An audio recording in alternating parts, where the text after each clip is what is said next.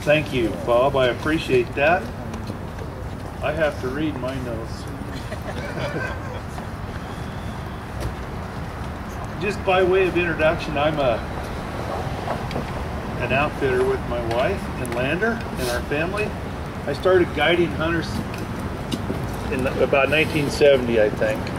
And my granddad was an outfitter, and I knew that when I grew up, I wanted to be an outfitter. And I was lucky enough to live that dream. But in 1995, they changed the rules of the game. So I just want to tell you what the wolves have meant to our industry. The elk and the moose are in trouble. So is the outfitting industry. Before wolves were introduced, Wyoming had healthy, thriving wildlife populations. Now they're struggling. The cow-calf ratios have plummeted to non-sustainable ratios of 8 calves per 100 cows because of wolf depredation. Outfitters are family businesses who have mortgaged everything to do what they love to do. But wolves are robbing us of that investment. I'm going to quote one of the outfitters that sent me an email, and I quote here, "I'll never forget the first time I heard a wolf howl. It was September 26, 1998 at 8:26 in the morning. I had just bugled, and in response came what I now know all too well, the howl of a wolf. Since that day, wolves have caused one of our hunting camps to be abandoned, and another is only running at 25% capacity.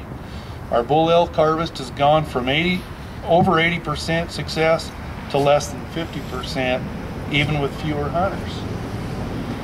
My neighbor outfitters are no different. I see them with fewer hunters and fewer weeks of hunting as well. One week we have elk in our country, and the next week we don't. It has hit me and my family hard. We have counted on providing backcountry elk hunts to our guests for the last 25 years, but now we're not sure where we're headed. I do know this, Wyoming will always have wolves, and we should be given the chance to manage them. It is time to delist the wolf." End of quote. Just by way of financial impact to this industry, Wyoming outfitters employ 1,400 people. We pay $6 million in state and local taxes, and we contribute well over $100 million to the economy of the state, and we support wildlife management. Before wolf introduction in 1995, some family-owned and operated hunting camp businesses were worth an average of $500 million. Nowadays, many of these wolf-impacted camps are worthless. The families are forced to look for other work. Those hard-working, tax-paying families face financial ruin from uncontrolled wolf populations. It is shameful and tragic. The people of Wyoming own the indigenous wildlife resources, but federally transplanted Canadian wolves are decimating our wildlife birth rate at an alarming rate, especially the elk and the moose.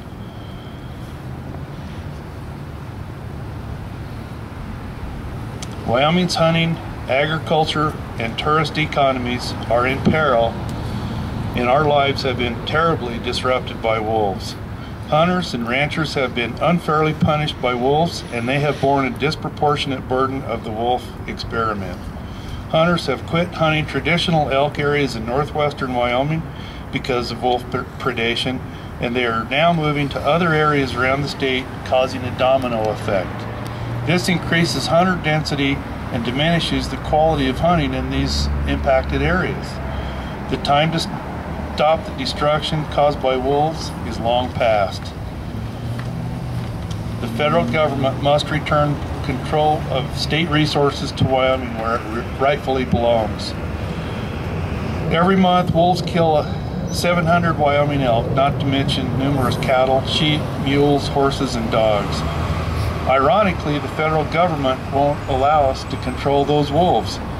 If we don't have the right to protect ourselves and our property, then we have no rights. A government that outlaws the inherent right of self-defense and the right to protect our property is a government that has overstepped its authority. The people of Wyoming must be granted permanent control of the wolf now. Thank you.